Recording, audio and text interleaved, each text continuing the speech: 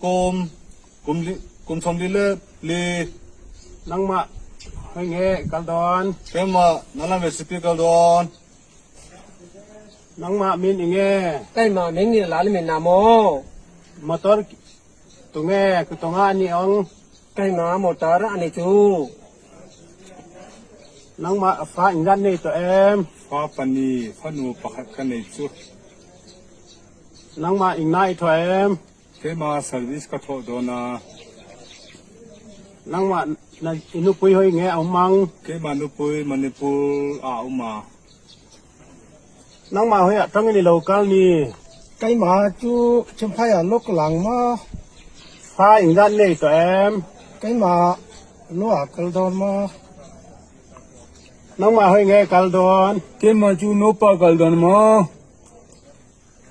so hi to em chú ai chú